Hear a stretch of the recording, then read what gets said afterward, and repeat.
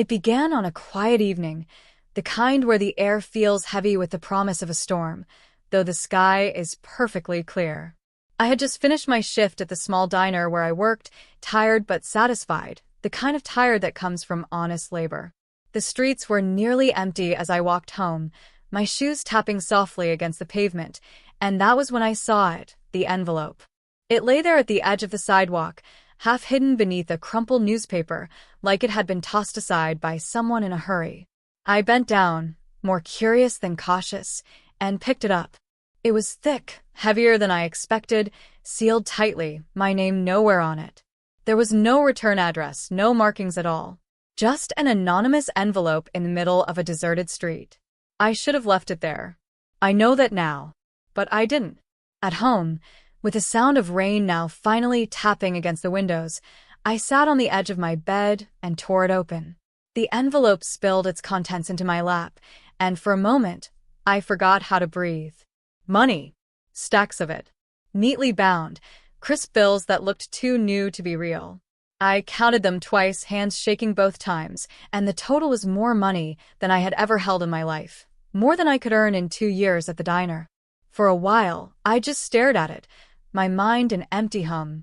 Then came the questions. Who had left it there? Was it lost? Meant for someone else? Was it a trap? Was someone watching me right now, waiting to see what I would do? The room felt smaller, like the walls were closing in, as I sat there with the money still scattered across the bedspread. By morning, I had convinced myself to take it to the police station. It was the right thing to do. I could already imagine the relief on the face of whoever had lost it. I told myself I would feel lighter, better, after giving it up.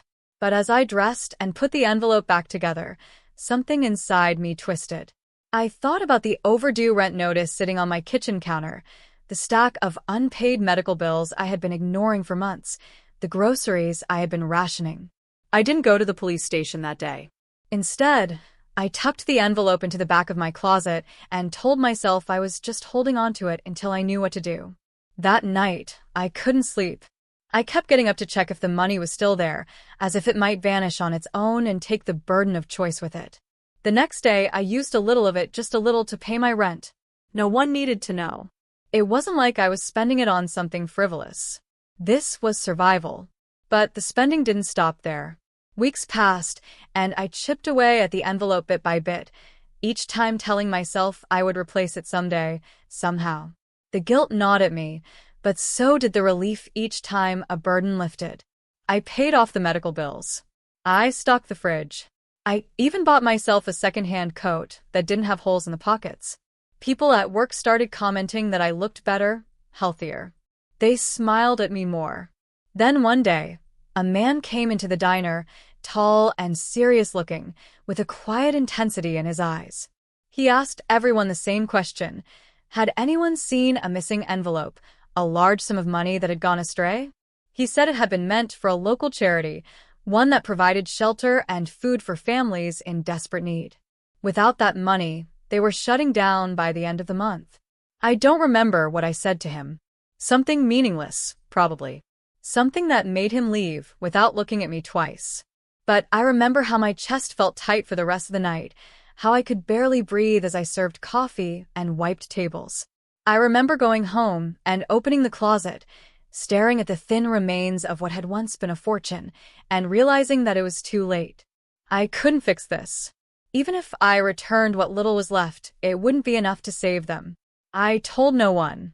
Months went by, and the charity closed its doors. I saw the effects ripple through the town like cracks in glass, families who had relied on it suddenly sleeping in cars, children showing up to school without lunch. People whispered about it, angry and sad, but no one ever found out what had happened to the money. I kept my secret locked inside me, but it never stopped whispering. Years later, I still think about that night, about the envelope on the sidewalk and the choice I made. I try to tell myself that I was desperate, that anyone might have done the same thing, but it doesn't help. I see the faces of the people who suffered because of what I did every time I close my eyes.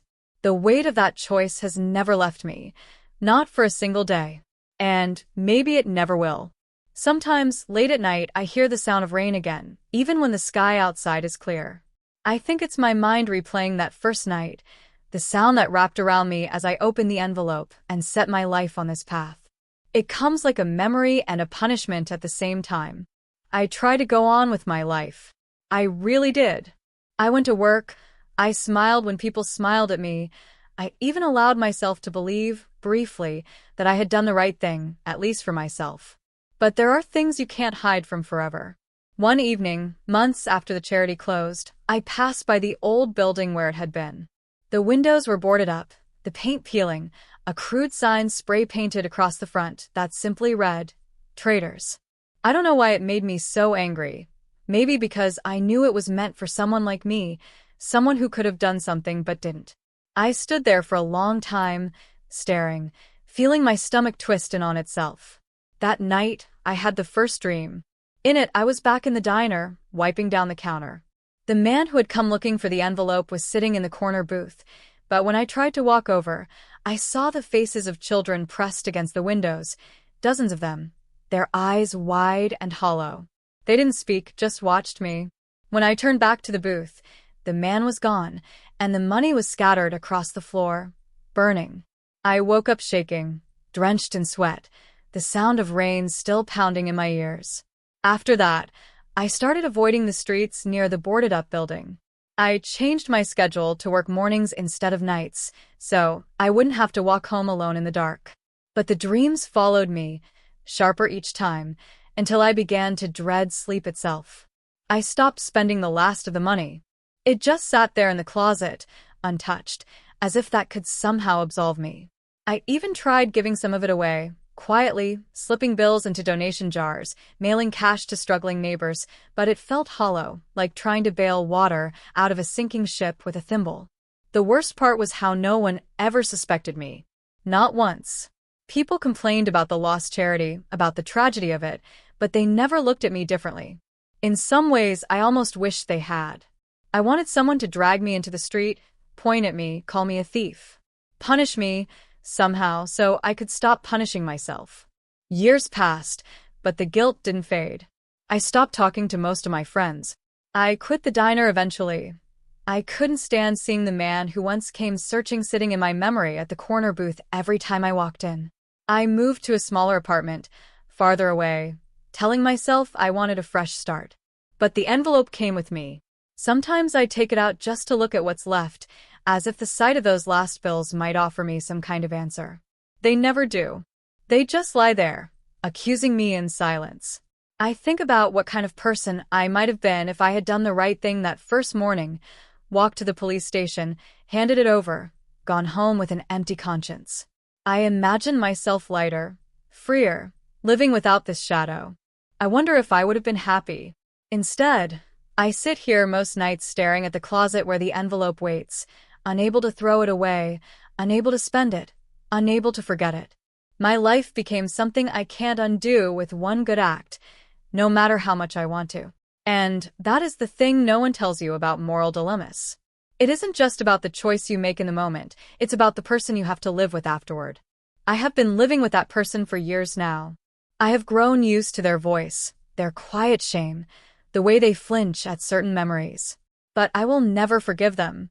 Not really. And maybe that's the real punishment. It got worse after I moved to the new apartment. At first, I thought the change of scenery would quiet my mind, but the silence here was worse. The old apartment had neighbors on every side, noise bleeding through the walls, footsteps, laughter, the hum of televisions. This place was too still. Every sound I heard felt magnified. The tick of the clock, the creak of floorboards, the slow drip of the kitchen faucet. And sometimes, very late at night, another sound, a faint rustle, as if someone was turning over stacks of paper just beyond the closet door. I knew it was impossible. There was no one here but me. But I would lie there, staring at the dark ceiling, heart hammering, until I finally got up and opened the closet, half expecting to find the envelope ripped open, money scattered like leaves. It never was. But I started dreaming of that, too. In the dreams, the envelope didn't just sit there. It spoke. Not in words exactly, more like a low hiss, urging me, taunting me. Sometimes I saw the faces of the people who had lost everything because of what I had done, peering at me from the edges of the room, their mouths sewn shut, pointing at the closet. When I woke, I would find myself standing in front of it, door open, the last of the money in my hands without remembering how I got there. I began to feel watched, even in daylight. I would catch glimpses of figures in my peripheral vision, a child standing at the end of the hallway, a man sitting at my kitchen table, but when I turned, the room was empty. At work, I would hear someone call my name, sharp and close to my ear, but no one had spoken. The man from the diner returned once in real life, or maybe I only imagined it. I saw him across the street, standing perfectly still, staring at me. I froze, my breath caught in my throat, but when a car passed between us, he was gone. I stopped leaving the apartment after that. Food deliveries piled up outside my door until I started forgetting to order them.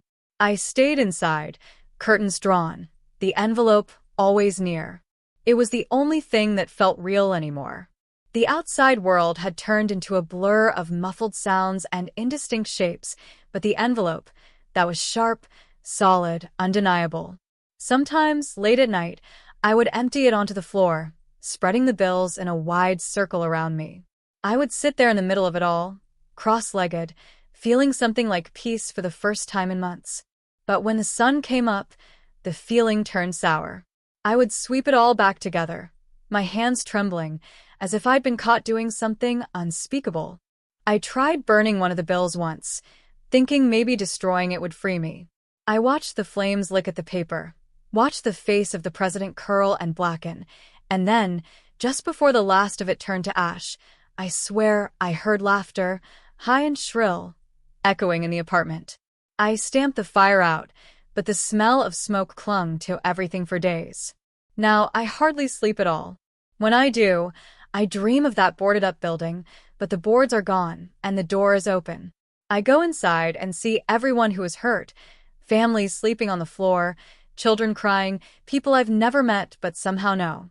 They all turn to look at me, and in their hands, they hold pieces of the envelope, torn and wet.